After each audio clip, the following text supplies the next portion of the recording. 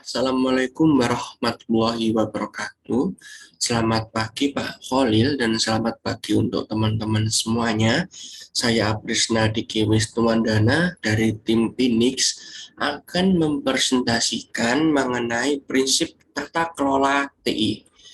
Jadi tata kelola TI itu sendiri adalah sebuah proses yang dipergunakan untuk memantau juga mengendalikan keputusan kapabilitas teknologi informasi untuk memastikan pengiriman nilai kepada pemangku kepentingan utama dalam suatu organisasi.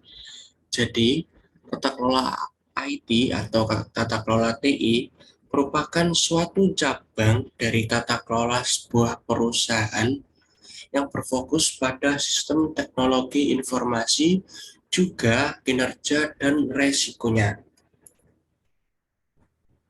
Adapun prinsip dari tata kelola TI ini, ada 6 prinsip yang dapat diaplikasikan pada mayoritas organisasi. Prinsip-prinsip ini menunjukkan perilaku yang disukai untuk membantu proses pengambilan keputusan. Pernyataan pada masing-masing prinsip merujuk pada apa yang seharusnya terjadi, tapi tidak dicantumkan kapan atau oleh siapa prinsip-prinsip tersebut harus diimplementasikan. Ada 6 prinsip yang telah saya tuliskan di sini, yaitu ada responsibility, strategy, acquisition, performance, conformance, dan human behavior. Untuk prinsip-prinsip tadi, saya hanya menjelaskan 3 prinsip yang paling penting. Yang pertama, yaitu ada prinsip responsibility. Jadi, direksi harus mengevaluasi seluruh opsi pembagian dan tanggung jawab dalam hal penggunaan IT pada saat ini dan pada masa depan yang akan datang pada sebuah organisasi. Nah, dalam setiap opsi evaluasi tersebut, direksi harus mencari untuk menjamin penggunaan dan pengiriman IT sehingga dapat diterima, efisien, dan efektif dalam mendukung tujuan bisnis pada saat ini maupun di masa yang akan datang. Direktur juga harus mengevaluasi kompetensi dari mereka yang telah diberikan tanggung jawab untuk membuat keputusan berkaitan dengan IT.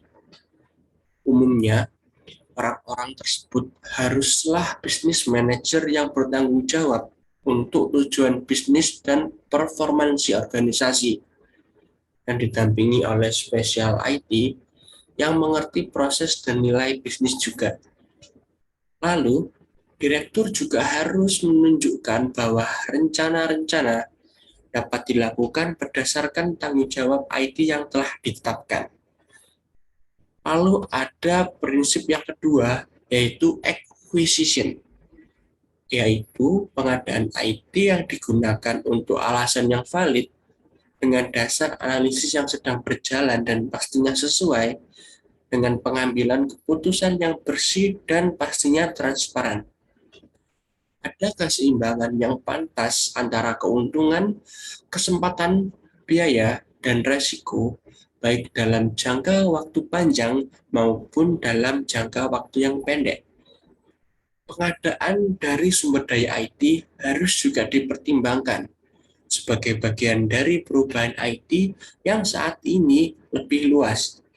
Teknologi yang diperoleh harus juga didukung dan dioperasikan dalam proses bisnis, serta infrastruktur IT yang direncanakan dan telah ada sebelumnya. Lalu untuk yang terakhir ada prinsip human behavior, peraturan, taktik, dan keputusan dalam bidang IT menunjukkan penghargaan untuk perilaku manusia, termasuk kebutuhan saat ini dan yang sedang berkembang di seluruh orang yang berada di dalam sebuah proses tersebut. Pengimplementasian dari perusahaan IT, termasuk IT government itu sendiri, biasanya membutuhkan perubahan perilaku dan kultural yang signifikan.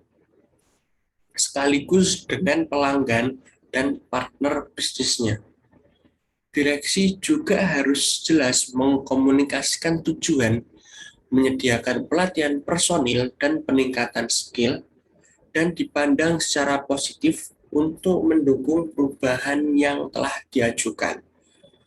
Adapun referensi yang saya gunakan yaitu dari lancangpuding.com dan onlyoneguitarroasty.wordpress.com.